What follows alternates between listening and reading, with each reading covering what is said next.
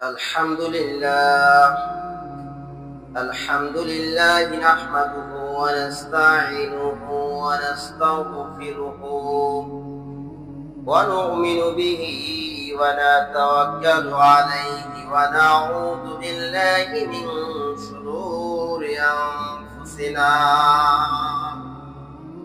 ومن سيئات أعمالنا من يهده الله فلا مضل له ومن يضلله فلا هادي له ونشهد أن لا إله إلا الله وحده لا شريك له ونشهد أن سيدنا وحبيبنا وطبيب الراحنا أما بعد فإن خير الحديث كتاب الله وخير الهدي هدي محمد صلى الله عليه وسلم وشر الأمور محدثاتها وكل محدثة بدعة وكل بدعة ضلالة وكل ضلالة في النار. أعوذ بالله من الشيطان الرجيم. بسم الله الرحمن الرحيم. يا أيها الذين آمنوا لا تلهكم أموالكم ولا أولادكم عن ذكر الله ومن يفعل ذلك فأولئك هم الخاسرون. وأنفقوا مما رزقناكم من قبل أن يأتي أحدكم الموت فيقول ربي لولا أخرتني إلى أجل قريب فأصدق وأكن من الصالحين ولن يؤخر الله نفسا إذا جاء أجلها والله خبير بما تعملون.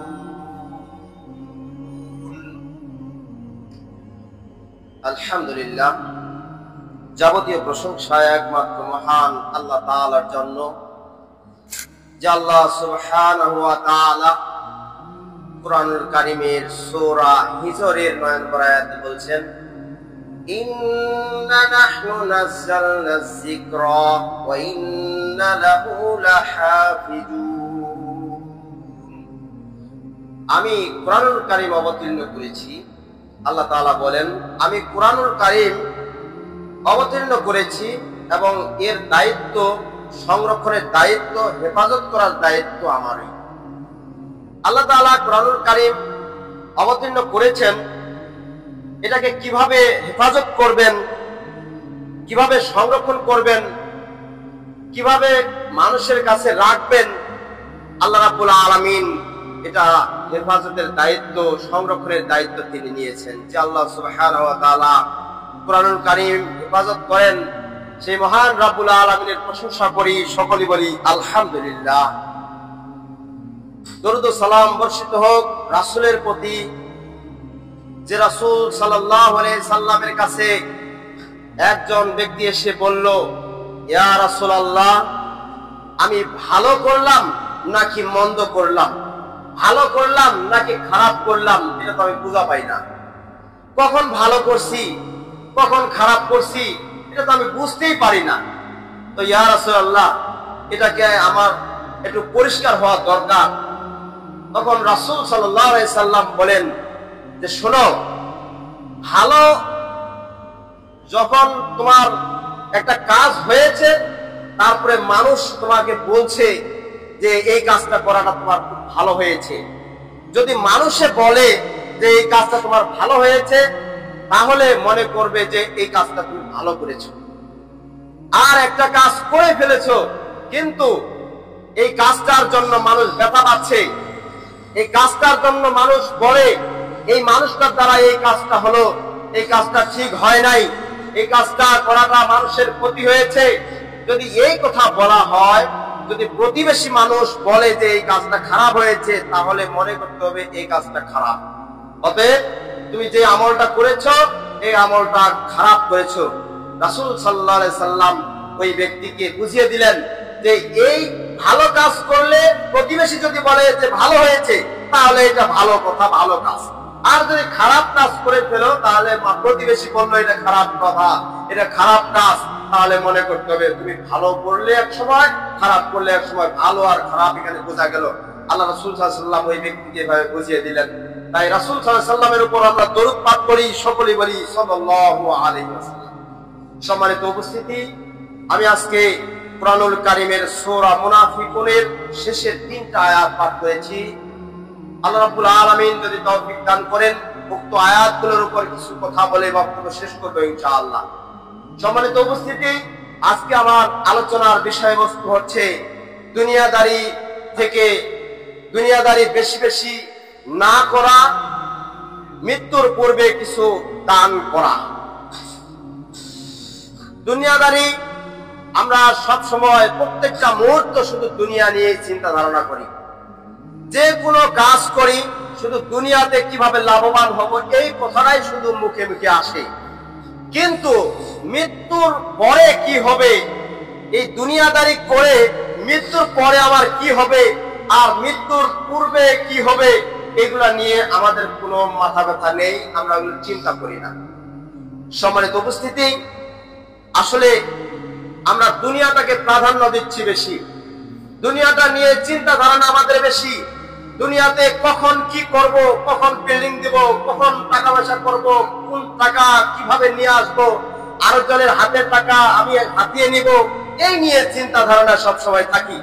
কিন্তু এই চিন্তাটা করি না, এই টাকাটা আমি এক জায়গা থেকে নিয়ে আসলাম, এটা হারাম টাকা কি হালাল টাকা, এই টাকাটা আমার কতটুকু থাকবে, আমি ভোগ করতে পারবো কিনা, কতটুকু আমি ভক্ষণ করব, আর কতটুকু আমি রেখে যাব, এগুলো নিয়ে কোনো চিন্তা ধারণা আমাদের নেই। আল্লাহ রাব্বুল আলামিন এই সূরা মুনাফিকুনের শেষের আয়াতগুলোতে বলছেন যে ইয়া আইয়ুহাল্লাযীনা আমানু, হে ঈমানদারগণ, হে বিশ্বাসীগণ, তোমরা যারা ঈমানদার, তোমরা যারা মুমিন।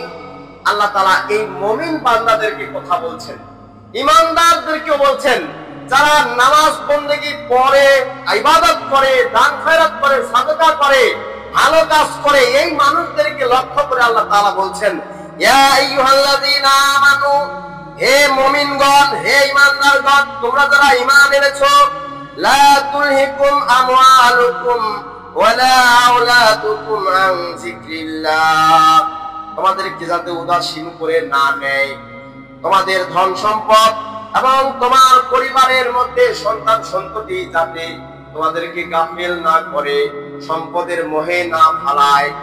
সম্মানিত উপস্থিতি, এই আয়াতে বোঝা যাচ্ছে যে সম্পদের মধ্যে সম্পদের প্রাচুর্যতা, সম্পদের লোভ লালসা যাতে না ফেলে দেয়। মানুষের সম্পদ হতে পারে, সম্পদ এমন অঢেল সম্পদ হয়েছে, এই সম্পদের জন্য মানুষ একেবারে ইবাদত বন্দেগী থেকে, আন যিকরিল্লাহ মানে জিকির থেকে, আল্লাহর ইবাদত বন্দেগী থেকে দূরে রাখছে, এই সম্পদ যাতে মানুষ অর্জন না করে। সম্মানিত উপস্থিতি, আমরা তো সম্পদের দিকে দৌড়াই বেশি, যে এখন আমার 1 বিঘা সম্পত্তি আছে, কিছুক্ষণ আর কয়েকদিন পরে আর 1 বিঘা কিনবো, এইটা নিয়ে চিন্তা ধারণা, কোথায় কিভাবে টাকা পাবো, কিভাবে আয় রোজগার করব, কার কাছে হাওলাত করব, কার কাছে টাকা আমি সুদের উপর ঘুষের উপর টাকা নিয়ে আমি জমিটা কিনবো, এটা নিয়ে খুব চিন্তা ধারণা।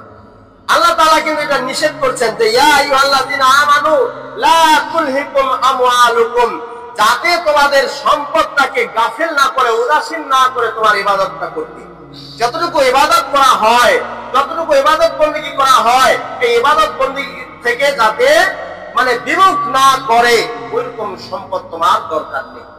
সম্মানিত উপস্থিতি, এরপরে আল্লাহ তাআলা বলেন ওয়ালা আওলাদুকুম, এবং পরিবারের সন্তান সন্ততি যাতে তোমাদেরকে গাফেল না করে, ইবাদত বন্দেগী না করে। সম্মানিত উপস্থিতি, সন্তান সন্ততি, আমাদের ছেলে সন্তানদেরকে নিয়ে বেশি চিন্তা ধারণা আমাদের, যে ছেলে সন্তানকে আমি কি করব, কোথায় লেখাপড়া করাবো, ইংলিশ মিডিয়ামে পড়াবো না বাংলায় পড়াবো নাকি আরবি মাদ্রাসায় পড়াবো, কোন দিকে পড়াবো, এটা নিয়ে চিন্তা ধারণা। কিন্তু আসলে এই চিন্তা ধারণা করতে করতে করতে করতে এক পর্যায়ে দেখা যায় ইবাদত বন্দেগী আর হয় না। 5 ওয়াক্ত নামাজ জামাতের সাথে আদায় করতে হবে, কিন্তু চিন্তা ধারণা হচ্ছে ছেলে সন্তানদেরকে নিয়ে। দেখবেন যেখানে একটা ভাইবা হচ্ছে, বড় একটা কলেজে ইউনিভার্সিটিতে পরীক্ষা হবে, যেখানে স্কুলের ছোট্ট একটা বাচ্চাকে ঢুকাবে স্কুলে বা মাদ্রাসা ঢুকাবে, সেখানে ভাইবা পরীক্ষা হবে। সেখানে ভাইবা পরীক্ষা দেওয়ার জন্য বাচ্চাগুলোকে নিয়ে চলে গেছে। বাচ্চা হচ্ছে আর একটাকে ভালো একটা প্রতিষ্ঠানে পড়াবে, তাই সেখানে চলে গেছে। বাচ্চা ভিতরে পরীক্ষা দেওয়ার জন্য চলে গেছে, আর গার্ডিয়ান সামনে বসে আছে দরজায়, আছেই সারা দিন চলে যাচ্ছে। কিন্তু এটা বলে না যে এখন আজানের সময়, এখন আজান দিচ্ছে, এখন আমার সালাত আদায় করতে হবে, এখন জোহরের নামাজ, এখন আসরের নামাজ, এখন মাগরিবের নামাজ। কিন্তু এগুলোতে কোনো গুরুত্ব করি না, এগুলো চিন্তা ধারণা করি না। আমরা শুধু চিন্তা করি কি ছেলেটা আমার চান্স পাইলো কিনা, আমরা চিন্তা ধারণা করি যে ছেলেটা আমার চান্স পাইছে কিনা। খালি ওই চিন্তা নিতে নিতে নিতে নিতে একবারে গাফেল। আল্লাহ তাআলা বলছেন ইয়া আইয়ুহাল্লাযিনা আমানু লা তুলহিকুম আমওয়ালুকুম ওয়ালা আওলাদুকুম আন যিকরিল্লাহ, যাতে সম্পদ আর সন্তান সন্ততি যাতে তোমাদেরকে ইবাদত থেকে বিমুখ না করে। সম্মানিত উপস্থিতি, তাই আমরা যেদিকে ছুটছি দুনিয়াটার দিকে, দুনিয়াতে একটা ছেলে সন্তান হবে, এই ছেলে সন্তান হয়ে এই ভালো একটা লেখাপড়া করে ভালো কিছু করে একটা ভালো প্রতিষ্ঠানে চাকরি করবে, তার থেকে কিছু আয় রোজগার হবে, ভবিষ্যতে লাভবান হবে, ছেলে সন্তানও সুন্দরভাবে চলবে, আমিও গার্ডিয়ান, আমিও সুন্দরভাবে চলবো, এই নিয়ে চিন্তা।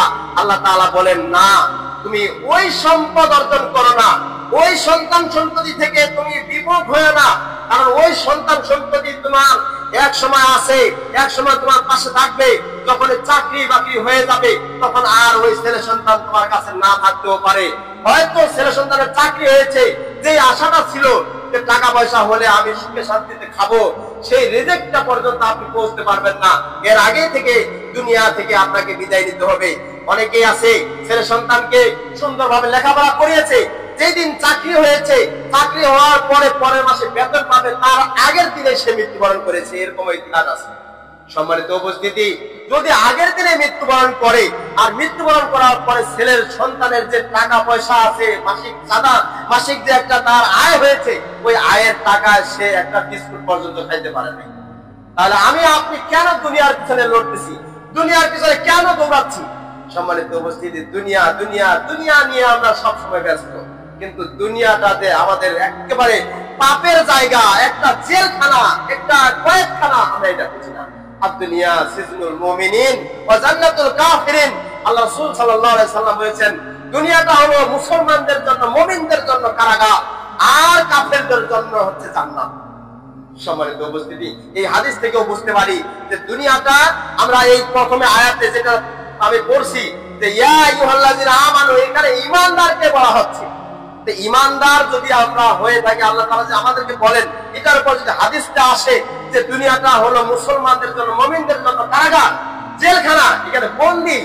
আপনি একটা মুসলমান হিসেবে দাবি করতেছেন, আমি দাবি করতেছি, কিন্তু হঠাৎ করে একটা অন্যায় কাজ করতে পারি না, হঠাৎ করে একটা খারাপ বেহুদা কথা বলতে পারি না, যদি বলে ফেলি মানুষ খারাপ বলবে। কিন্তু এই দুনিয়াটা আমাদের কয়েদখানার মতো। কিন্তু এমন কতগুলো মানুষ আছে, জাহেল মানুষ আছে বা কাফের মানুষ আছে, ওরা এমন ভাবে এমন কথা বলে, হায়সা কথা হোক আর খারাপ কথা হোক, ও বলে চলে গেল, কিন্তু তার গায়ে লাগবে না।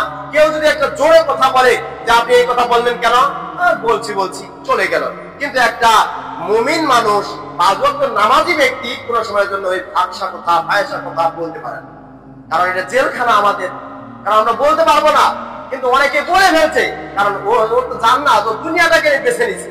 সম্মানিত উপস্থিতি, আপনারা বুঝে নেবেন যে দুনিয়াদারি কে করে আর আখিরাতের মুখী কে বেশি আগ্রহী হচ্ছে আপনারা বুঝতে পারবেন যখন একজন মানুষ ভালো কথা বলছে, খারাপ কথা বলার চেষ্টা করে না, ওই মানুষটাকে বুঝবেন যে এই মুমিন বান্দা হিসেবে স্বীকৃতি দেওয়া যায়, এই মুমিন একজন বান্দা।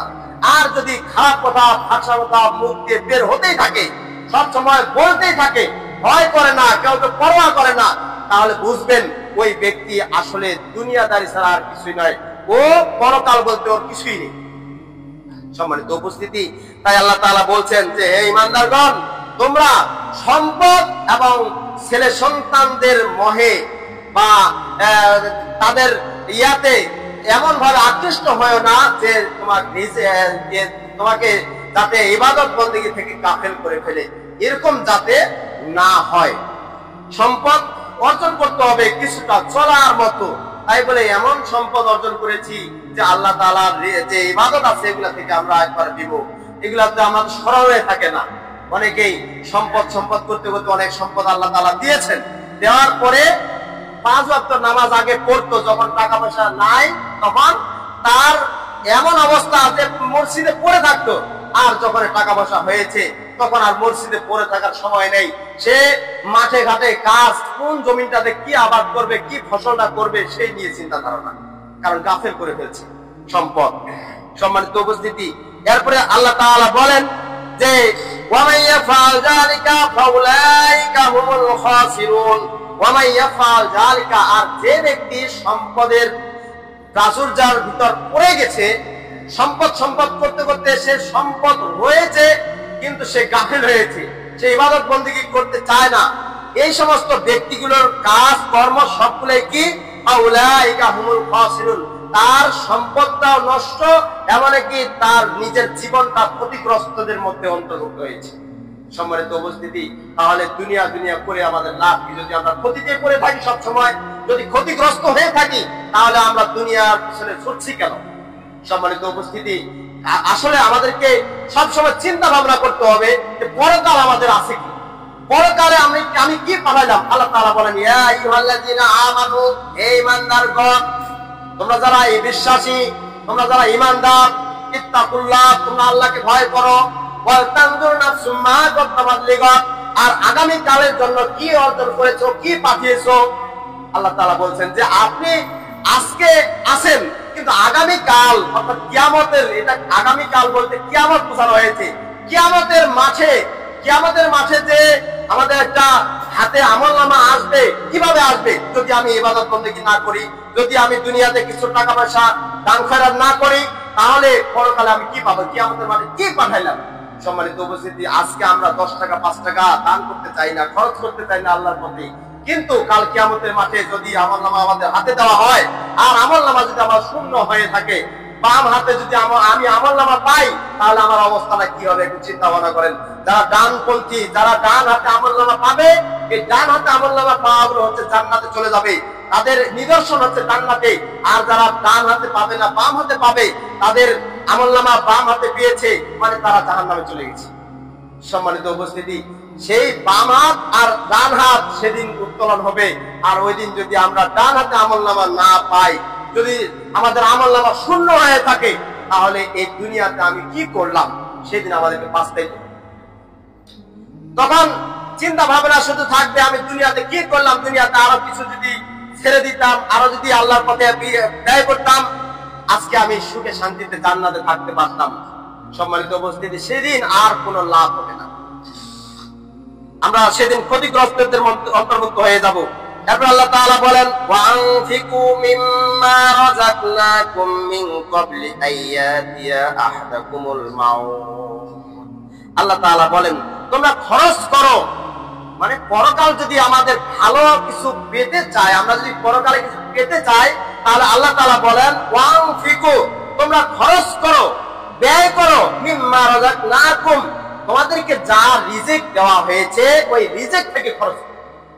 আল্লাহ তাআলা আমাদেরকে রিজিক অসংখ্য দিয়েছেন, আমাদেরকে কোন সময়, যে সময় যেটা মৌসুম, সে সময় সেটা আল্লাহ তাআলা দিচ্ছেন। কিন্তু কোন বছর কিন্তু আটকে থাকেন না যে এই বছর ধান দেওয়া হয়েছে, পরের বছরে ধান দেওয়া হবে না, ফসল আর ফলবে না, এরকম কিয়ামত পর্যন্ত চলতে থাকবে, ফসল ফলাবেই আল্লাহ তাআলা। কিন্তু কোনো সময়ের জন্য বন্ধ করেন না। আল্লাহ তাআলা দড়ি ছেড়ে দিয়েছেন যে যাক, আমার বান্দা কত দূর যায় যাক, কিন্তু আমাকে স্মরণ করে কিনা, তার অন্তরে ঈমান আছে কিনা, আমার উপর বিশ্বাস আছে কিনা, আমি ওইটাই দেখবো। ওর তাকওয়া কতটুকু, আল্লাহ তাআলা তাকওয়া দেখেন, অন্তর দেখেন। আল্লাহ তাআলা আমাদের সম্পদ দেখেন না, আল্লাহ তাআলা আমাদের কতটুকু আমি সম্পদ ব্যয় করলাম এটাও দেখেন না। কিন্তু অন্তরটা যদি আমাদের ঠিক না থাকে, অন্তর থেকে যদি আমরা ব্যয় না করি, তাহলে আল্লাহ তাআলা এটা পছন্দ করবেন না, গ্রহণও করবেন না। সম্মানিত উপস্থিতি, তাই আল্লাহ তাআলা বলেন ওয়ানফিকু, তোমরা খরচ করো, মিম্মা রাযাকনাকুম, তোমাদেরকে যা রিজিক দেওয়া হয়েছে, রুজি দেওয়া হয়েছে, তা থেকে খরচ করো। কোন সময় পর্যন্ত? মিন ক্বাবলি আইয়াতিয়া আহাদাকুমুল মাউত, মৃত্যু আসার পূর্বে। মৃত্যু আসার পূর্বেই খরচ করো। কিন্তু মৃত্যু এসে গেছে, মৃত্যু আসার পূর্বে খরচ করতে হবে। অনেকে আছে মৃত্যুবরণ করছে, তারপরে তার ছেলে সন্তান আল্লাহর পথে ব্যয় করতেছে। এইভাবে ব্যয় করলে কতটুকু লাভ হবে, কতটুকু কি হবে, এতে কোনো গ্যারান্টি নেই। কিন্তু মৃত্যু আসার পূর্বে আমাদেরকে ব্যয় করতে হবে, খরচ করতে হবে। আপনি আজকে মসজিদে 10 টাকা দান করবেন, এটা আপনার জন্য থেকে যাবে। আপনার মৃত্যু এখনো আসে নাই, এখনো আপনি সুস্থ আছেন বলে মসজিদে এসেছেন, মসজিদে আসবেন, 10 টাকা আজকে দান করবেন। এই 10 টাকা দান করলে এটা আপনার আমলনামায় থাকবে। আর আপনি আপনার ছেলে সন্তানের পিছনে 10 টাকা খরচ করবেন, এটা আপনার আমলনামায় থাকবে না। হ্যাঁ ঠিক আছে, এটা সাদকার পর্যায়ে চলে যাবে, কিন্তু ওটার গ্যারান্টি নেই। আজকে আল্লাহর পথে একবার ফি সাবিলিল্লাহ, আল্লাহর পথে ছেড়ে দিলেন 10 টাকা আজকে মসজিদে, তাহলে এটা কিন্তু আপনার একবার থাকলো, জমা থাকলো। আপনি যতই দুনিয়াতে জমা করেন, বড় বড় গোলাঘর করেন, টাকার বাক্স করেন, তারা 10-12টা লাগায় দেন, আপনার এই সম্পদ সম্পদ নয়। এই সম্পদ হচ্ছে ওই সম্পদ আপনি মৃত্যুবরণ করেছেন, মৃত্যুবরণ করেন নাই, তার আগে আপনি আল্লাহর পথে দান করেছেন। এই দানটা পরকালে কিয়ামতের মাঠে আপনাকে দেওয়া হবে, যে দেওয়া হবে এটা সম্পদ। আল্লাহ রাসূল সাল্লাল্লাহু আলাইহি সাল্লাম সাহাবীদেরকে বলছেন যে হে সাহাবীরা, তোমরা জানো যে সবচেয়ে নিঃস্ব ব্যক্তিকে, নিঃস্ব ব্যক্তি তো হচ্ছে ওই ব্যক্তি যার টাকা পয়সা দুনিয়াতে নেই, ধন সম্পদ কিছুই নেই, ছেলে সন্তান কিছুই নেই, সে নিঃস্ব। তখন আল্লাহ রাসূল সাল্লাল্লাহু আলাইহি ওয়াসাল্লাম বলছেন না, ও নিঃস্ব নয়। নিঃস্ব হচ্ছে ওই ব্যক্তি যে কিয়ামতের মাঠে অনেক সম্পদ অর্জন, অনেক সওয়াব নিয়ে অর্জন করছে, সওয়াব দুনিয়াতে অর্জন করার পরে কিয়ামতের মাঠে দাঁড়িয়েছে, দাঁড়ার পরে সে এমন বোঝা বহন করতেছে যে তার ঘাড়ে একবার বস্তার মতো, আর সবাই দেখবে এত সওয়াব অর্জন করেছে। আর সেই সময় মানুষ তার পাওনা নিয়ে চলে যায়। মানে দুনিয়াতে কি করছে যে সুবহানাল্লাহ, আলহামদুলিল্লাহ, আল্লাহু আকবার সব কিছু পাঠ করছে, 5 ওয়াক্ত নামাজও পড়েছে, দান খয়রাতও করেছে, কিন্তু মানুষকে ব্যথা দিয়েছে। মানুষকে কথার দ্বারা, জবানের দ্বারা, মানুষকে কথার দ্বারা, জবানের দ্বারা একেবারে এমন ভাবে মানুষকে কষ্ট দিয়েছে। এই কষ্ট দেওয়ার কারণে পরকালে কিয়ামতের মাঠে মানুষ যা বলবে যে আল্লাহ, আমি দুনিয়াতে ছিলাম, এই মানুষটা আমাকে, এই যে সওয়াবের অধিকারী, অনেক সওয়াব অর্জন করেছে, এই মানুষটা আমাকে একটা ব্যথা দিয়েছিল, আমি তার বদলা চাই। পায়ে একটা আমাকে চর দিয়েছিল, আমি ওই বদলা চাই। আমি চর দুনিয়াতে দিতে পারি নাই, প্রতিবাদ করতে পারি নাই। সে একবার ক্ষমতাবান ছিল, আবার সে বলবে, আল্লাহ তাআলা বলবে যাও তুমি ওর কাছ থেকে সওয়াবটুকু নিয়ে তোমার যে পাপের বোঝা আছে সবগুলো তার উপর দিয়ে চলে যাবে। এভাবে দিয়ে সে পাপ সবগুলো নিয়ে যাবে, পাপগুলো তার উপর দিয়ে চলে যাবে। আবার আরেক ব্যক্তি আসবে যে আল্লাহ, আমি দুনিয়াতে এ আমার জমি জমা সবগুলো লুণ্ঠন করে নিয়েছে, আমি কিছুই করতে পারিনি, কারণ সে আমাকে ভয় দেখিয়েছে, এই ভয়ের কারণে আমি কিছু করতে পারিনি। আল্লাহ, আমি তার প্রতিদান চাই, আজকে আমি কিয়ামতের মাঠে একবারে নির্ভুল বিচার চাই। তখন আল্লাহ তাআলা বলবেন যাও, তোমার যতটুকু সম্পদ লুণ্ঠন করেছে তার সওয়াব থেকে তুমি নিয়ে চলে যাও।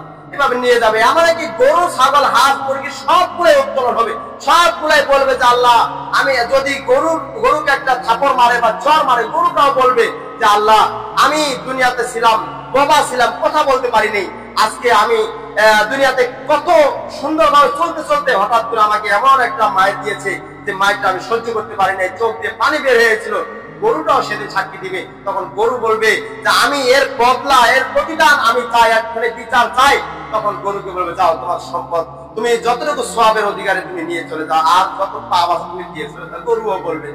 তখন এইভাবে দিতে দিতে দিতে শেষ পর্যায়ে দেখা যাবে যে তার একবারে কাঁধ থেকে পাপের বোঝা ছাড়া সওয়াবের বোঝা নেই, খালি পাপেই থাকবে।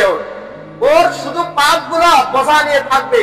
যে কিছুক্ষণ আগে দেখা গেল তার ঘাড়ের মধ্যে অনেক সওয়াবের বস্তা, আর কিছুক্ষণ পরে সব পাওনাদারকে বুঝিয়ে দিয়ে তার একবারে শূন্য, শুধু তার খালি কি আছে, পাপগুলো আছে, ওই পাপগুলো ধরে আছে। তখন আল্লাহ রাসূল সাল্লাল্লাহু আলাইহি ওয়াসাল্লাম বুঝিয়ে দিচ্ছিলেন সাহাবীদেরকে, সাহাবীরা শুনো, নিঃস্ব ব্যক্তি তো ওই ব্যক্তি যে ব্যক্তি দুনিয়াতে সবকিছু ইবাদত বন্দেগী যা আছে সবকিছু করেছে, সওয়াব অর্জন করেছে, অনেক সওয়াবের অধিকারী হয়েছে, কিন্তু কিয়ামতের মাঠে সকল পাওনাদারকে পাওনা বুঝিয়ে দিয়েছে। দেওয়ার পরে তার পাপগুলো নিয়ে সে হাহুতাশ হয়েছে, এই পাপগুলো নিয়ে আমি কোথায় যাবো, জান্নাত ছাড়া উপায় নেই। সেদিন হায় হায় হতাশ হয়ে যাবে। আর তার আশেপাশে কোনো মানুষ, তার আত্মীয় স্বজন বা পরিবারের পরিজনের কেউ আসবে না তার পাশে। সে বলবে আমি তোমার, তার স্ত্রীকে দেখা পাবে, স্ত্রীকে বলবে যে আমি তো তোমার স্বামী ছিলাম, তুমি আমাকে একটা সওয়াব দাও, আমি জান্নাতে যাই। বলবে না, দুনিয়াতে তুমি আমার স্বামী ছিলে না। তার ছেলে সন্তানের কাছে যাবে, বাবা তুমি আমার সন্তান, আমি তোমাকে জন্ম দিয়েছি, লালন পালন করেছি, অনেক তোমাকে, তোমার পিছনে অনেক টাকা খরচ করেছি, বাবা তুমি আমাকে একটা সওয়াব দাও, আমি জান্নাতে যাই। বাবা আমি দুনিয়াতে তোমার ছেলে সন্তান ছিলাম না। সেদিন অস্বীকার করবে। ছেলে সন্তান যদি অস্বীকার করে, নিজের স্ত্রী যদি অস্বীকার করে, নিজের বাবা মা যদি অস্বীকার করে, কিয়ামতের মাঠে সেদিন একবারে নিঃস্ব হিসেবে থাকতে হবে। কারণ আপনি আমি আজকে সম্পদটাকে এইভাবে ধরে থাকতেছি, মানে সম্পদটা কোথায় জমি জমা আছে, কোথায় দলিল আছে, দস্তাবেজ আছে, সব করে চিন্তা ধারণা করি। কোন মৌলির কাছে আমার দলিল নাম্বার আছে, সব করে চিন্তা ধারণা করি। আর কোন ছেলে সন্তান আমার 5-6টা ছেলে সন্তান, এদেরকে চাকরি বাকরি দেবো, টাকা পয়সা খরচ করতেছেন, কিন্তু এইগুলো করে আপনাদের কোনো ফায়দা হবে না। এইগুলো করে এই সম্পদটা কতদিন ধরে থাকবেন? মৃত্যু পর্যন্ত। মৃত্যুর পরে আর সম্পদ আপনার সম্পদ থাকবে না। সেই সম্পদটা আপনার ছেলে সন্তানের হাতে চলে যাবে। এই ছেলে সন্তান আপনার এই সম্পদটা হয়তো ভালো কাজে ব্যয় করবে, নচেত খারাপ কাজে ব্যয় করবে। হয়তো ভালো যদি করে ফেলে, ছেলে সন্তান যদি ভালো কাজ করে, দান খয়রাত করে, তাহলে এই সম্পদটার জন্য আপনি সদকায়ে জারিয়া সওয়াব পাবেন। আর যদি ছেলে সন্তান নামাজে আগত নামাজ না পড়ে, আর যদি বিভিন্ন ধরনের গান বাজনা আড্ডা যেখানে সেখানে অনুষ্ঠানের আয়োজনে চলে যায়, সম্পদ ব্যয় করে, তাহলে দেখবেন যে আপনার সম্পদটার জন্য আপনার কাছে সওয়াব যাবে না, বরঞ্চ আপনাকে জবাবদিহি হতে হবে যে কি সন্তান দুনিয়াতে জন্মগ্রহণ করে দিয়ে চলে আসছে। আজকে কিয়ামতের মাঠে তুমি কোন সন্তান রেখে আসছো? দুনিয়াতে এমন সন্তান রেখে আসছো যে আজকে তোমাকে কিয়ামতের মাঠে পরকালে কবরে তোমাকে শাস্তি ভোগ করতে হচ্ছে। সম্মানিত উপস্থিতি, এই সম্পদের জন্য আপনাকে আমাকে জাহান্নামে খাটতে হবে। এই ছেলে সন্তানের জন্য আপনাকে আমাকে জাহান্নামে যেতে হবে। কারণ ছেলে সন্তানের মোহে পড়া যাবে না। আল্লাহ তাআলা তো বলেছেন আয়াতে, ইয়া আইয়ুহাল্লাযিনা আমানু লা তুলহিকুম আমওয়ালুকুম ওয়ালা আওলাদুকুম আন যিকরিল্লাহ।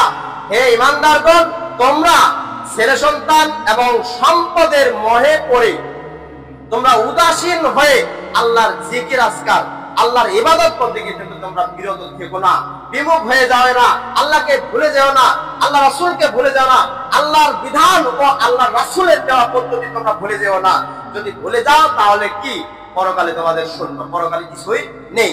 সম্মানিত উপস্থিতি, এরপরে আল্লাহ তাআলা বলেন যে মিন ক্বাবলি আইয়াতি আহদাকুল মাউত, যা কিছু আমরা ব্যয় করব, এখন আমাদের মৃত্যু হয় নাই, এখন আমরা জীবিত আছি, এখনো সুস্থ হয়েছি, এখন যদি আমরা দান করি তাহলে এই দানটা আমাদের কাজে লাগবে। আল্লাহ তাআলাও সেই কথা বলেছেন যে তুমি দান করলে মৃত্যু আসার পূর্বেই যা কিছু দান করবে সেই দানটাই তোমার জন্য বহাল থাকবে, পরকালে তুমি পাবে।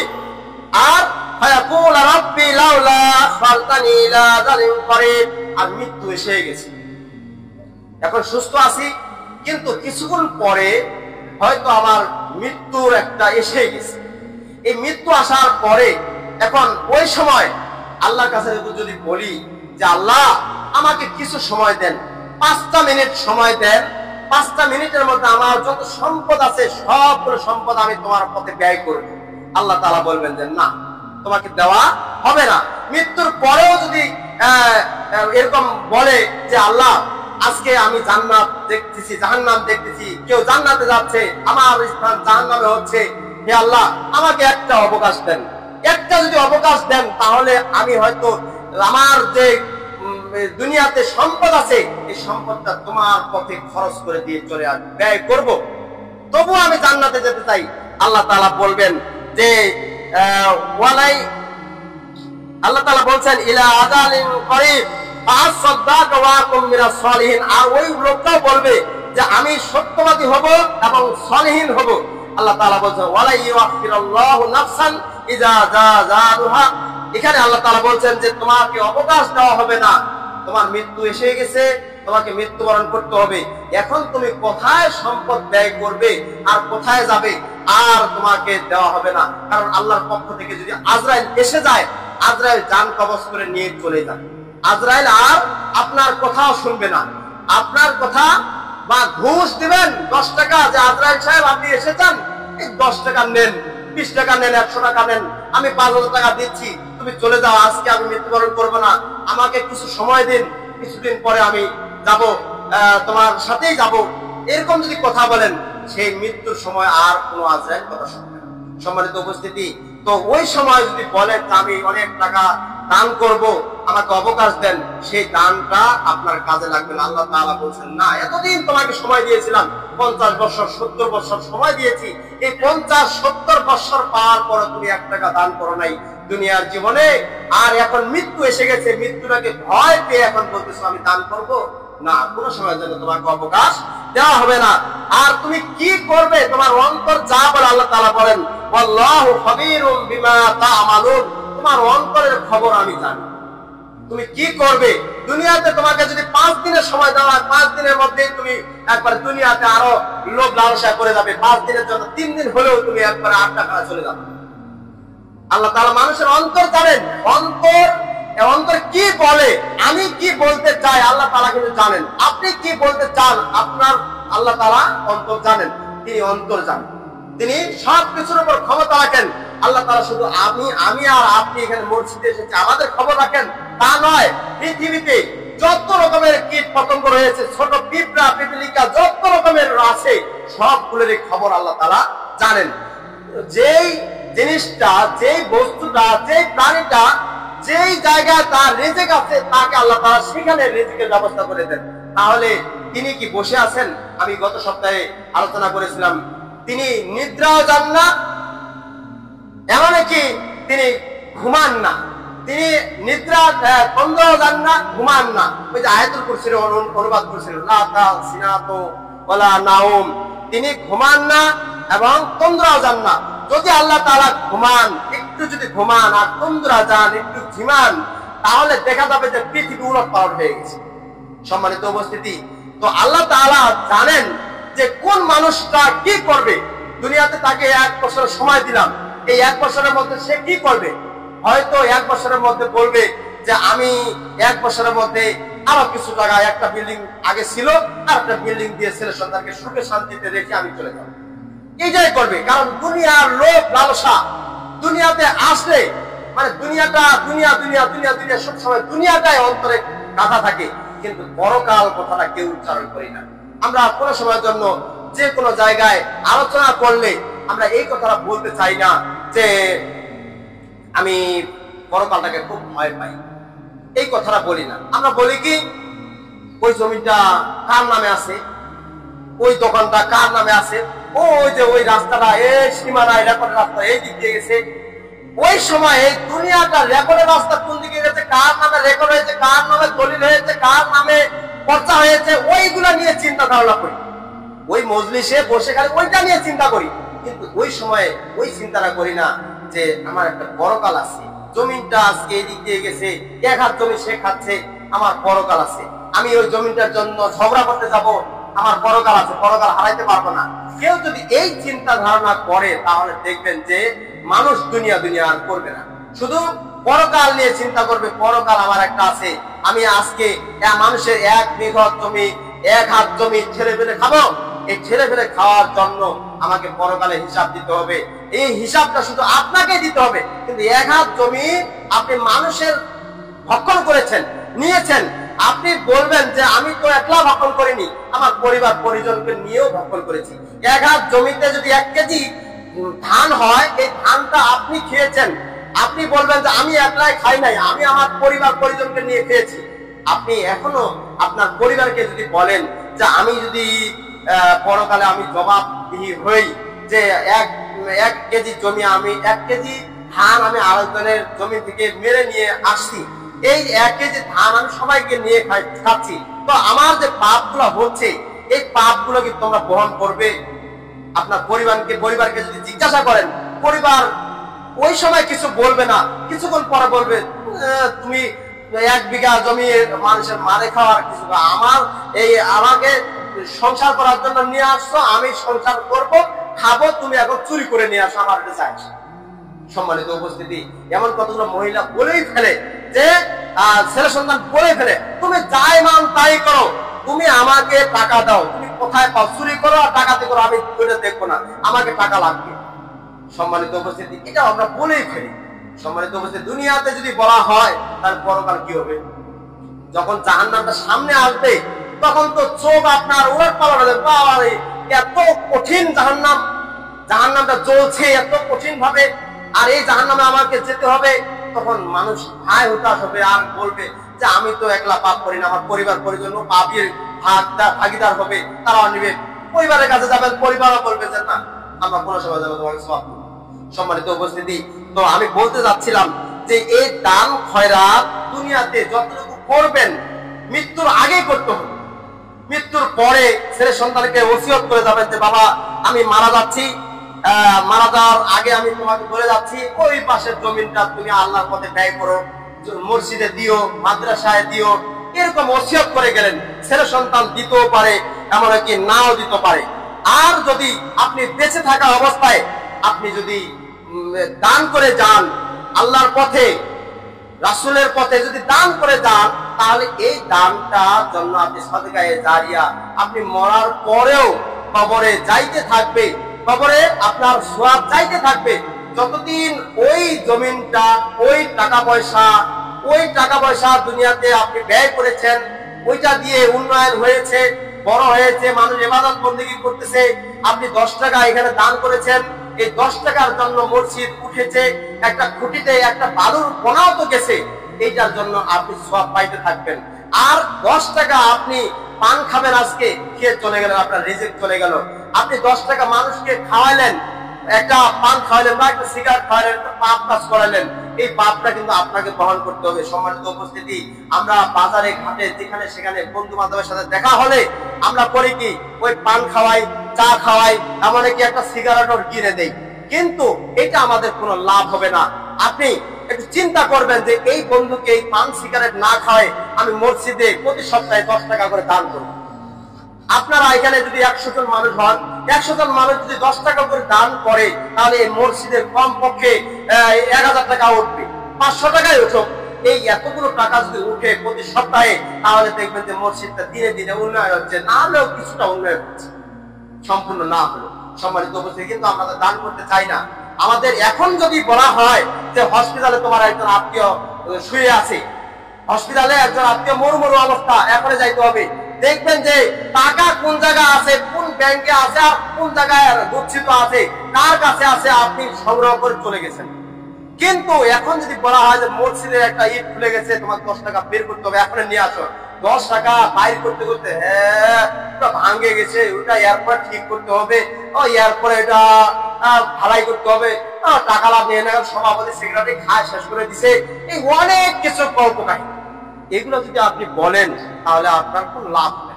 সম্মানিত উপস্থিতি, তো আল্লাহ রাসূল সাল্লাল্লাহু আলাইহি সাল্লাম এক ব্যক্তিকে, আল্লাহ রাসূলের কাছে একজন ব্যক্তি আসলো, এসে বলতেছে ইয়া রাসূলুল্লাহ, একজন ব্যক্তি একজন মানুষকে দান করেছে, তো দান করেছে, পরবর্তীতে শোনা গেল যে ওই ব্যক্তি চোর। তো ইয়া রাসূলুল্লাহ, ও যে চোর, ওকে যে দান করলো, ও কি, ও তো কোনো লাভ হবে না, চোরক দান করে কোনো লাভ আছে? আল্লাহ রাসূল সাল্লাল্লাহু আলাইহি ওয়াসাল্লাম বলেন যে চোরক দান করে হ্যাঁ লাভ আছে, কারণ তোমার অন্তর আগে কি বলেছে যে আমি ওকে দান করব। যখন দান করা হয় তাকে তো ওই সময় চোর মনে করে দান করা হয়নি, দান করা হয়েছে একবার পরিষ্কার মন নিয়ে, ও আমার কাছে চাইছে টাকা, আমি দিয়ে দিচ্ছি, এটা আপনি সওয়াব পেয়ে যাবেন। আল্লাহ রাসূল বলেছেন যে এটা সওয়াব আপনি পেয়ে যাবেন। আর আরেক ব্যক্তির কথা বলছে, ইয়া রাসূলুল্লাহ, আরেকজন ব্যক্তি এমন একজনকে দান করেছে, ওই লোক আবার চেনাকা। তো এই মানুষ বলা বলি করতেছে যে এমন মানুষকে দান করলো, গ্রামের মানুষ সবাই বলতেছে, প্রতিবেশী সবাই বলতেছে ওই লোকটা কোন জায়গায় দান করলো, ও তো একজন জেনাকা, ও তো মানুষের উপর অত্যাচার করে, তো একে আবার দান করতে হবে। তো ইয়া রাসূলুল্লাহ, তার দানটা কি কাজে লাগবে? তখন আল্লাহ রাসূল সাল্লাল্লাহু আলাইহি ওয়াসাল্লাম বললেন যে হ্যাঁ, তার দানটা কাজে লাগবে। কেন? সে তো যখন দান করে তখন তো ওই কথাটা বুঝে নেই যে ও জেনাকা, ও তো জানে না, কিন্তু ও না জানার পর ও অন্তর থেকে দান করেছে, যে চাইছে কিছু তাকে দেওয়া হয়েছে। আরেক ব্যক্তির কথা বলা হচ্ছে যে ইয়া রাসূলুল্লাহ, আরেক ব্যক্তি এমন দান করেছে, ওই লোকটা একেবারে মানে যা বলা চলে খারাপের খারাপ, মানে ও এমন খারাপ যে ওর মতো খারাপ আর হয় না, কিন্তু যে দান করেছে সে জানে না যে ও খারাপ কাজ করে, ইবাদত বন্দেগী করে না। তো ইয়া রাসূলুল্লাহ, তার দানটা কি কাজে লাগবে? যে বলছে যে হ্যাঁ, তার দানটা কাজে লাগবে, কারণ ও তো আর জানে না, যখন দান করেছে তখন আর জানে না যে ও খারাপ মানুষ ছিল। সম্মানিত উপস্থিতি, তো এখন আমরা অনেক সময় চিন্তা ধারণা করি যে দান করার সময় ওই জায়গায় দান করবো না, ওই জায়গার মানুষ খেয়ে ফেলছে, ওই জায়গার কমিটি ভালো না, ওই জায়গার প্রতিষ্ঠান ভালো না, ওখানে আমি দান করতে চাই না। এই যে কথাগুলো বলে ফেলি, আসলে আমাদের অন্তরগুলোকে আমরা গাফেল করে ফেলছি। কারণ দান করবেন, আপনি একটা জায়গায় দান করবেন, হ্যাঁ, তবে বুঝে শুনে দান করতে হবে। যে এমন জায়গায় দান করবেন না যেখানে কুফরি কাজ হয়, এমন জায়গায় দান করবেন না যেখানে বিদআত কাজ হয়, এমন জায়গায় দান করবেন যে আল্লাহ ও রাসূলকে বাদ দিয়ে তারা নতুন কিছু তৈরি করতেছে, সেখানে দান করা যাবে না। এমন জায়গায় দান করবেন না যেখানে খারাপ বেহায়াপনা কাজ হয়, সেখানে দান করা যাবে না। এগুলো থেকে বিরত থাকতে হবে। কিন্তু একটা ভালো মনে করে ভালো কাজে যদি দান করেন তাহলে এটা লাভবান হবো আমরা।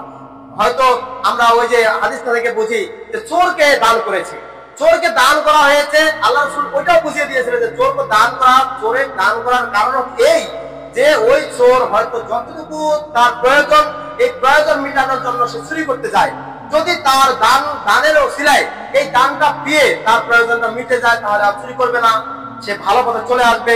আবার যে জেনাকার, এই জেনাকার এ জেনা করে বা এই দানের ওসিলায় দান করার পরে ও দান পেয়ে আকৃষ্ট হয়ে এমন কি সে নিজেও হয়তো দানাতির হতে পারে, এক সময় ও মনটাকে পাল্টাতে পারে যে আমিও দানবীর হব, আমিও দানশীল হব, ওই ব্যক্তি যদি আমাকে দান করতে পারে আমিও আরেকজনের কাছে দান করার চেষ্টা করব। এই যে মানুষের মন পরিবর্তন হয়ে আসবে। সম্মানিত উপস্থিতি, এই হাদিসটা বলার উদ্দেশ্য হচ্ছে যে আমরা যে কোনো জায়গায় দান করি, অন্তরে তখন একটা খারাপ মন্তব্য চলে আসে, দান করব এখানকার মানুষগুলো খেয়ে ফেলে, দান করব এখানে উন্নয়ন করে না, শুধু নিজের পকেটে ঢুকায়। এরকম যদি মন মানসিকতা দিয়ে দান করে, এক পয়সা দাম হবে না, কারণ পরকালে কিছুই পাবেন না। যতই দান করেন এটা শুধু রিয়া ছাড়া আর কিন্তু কোনো কিছুই হবে না। সম্মানিত উপস্থিতি, আল্লাহ তাআলা আমাদেরকে এগুলো থেকে বিরত থাকার তৌফিক দান করুন। তাই এই আয়াতগুলো যেগুলো পাঠ করেছি, এগুলো থেকে আমরা যেটা বুঝি যে দুনিয়ার প্রতি গাফেল হতে হবে, দুনিয়াকে ভুলে যেতে হবে, দুনিয়া নেই, পরকালটাকে স্মরণ করতে হবে। দান ভালো কাজ, এটা আমাদের গুরুত্ব রাখতে হবে যে দান করলে আমি পরকালে পাবো, এটা মনের ভিতর নিয়ে আসতে হবে। আর যদি বলেন যে দান করে আমার খারাপ কাজ হচ্ছে, তাহলে তো হবে না, এটা ভালো মন্তব্য করে দান করতে হবে। এরপরে মৃত্যু আমাদের অবধারিত নির্ধারিত সময় আসলে কেউ বলতে পারবে না যে আমার মৃত্যু এখন না, কিছুক্ষণ পরে মৃত্যুবরণ করবো। সম্মানিত উপস্থিতি, আল্লাহ তাআলা আমাদেরকে সকলকেই বেশি বেশি দান খয়রাত করার তৌফিক দান করুন। সকলেই বলি আল্লাহুম্মা আমিন। এই বলে আলোচনা শেষ করছি। ওয়া আখিরু দাওয়ানা আলহামদুলিল্লাহ।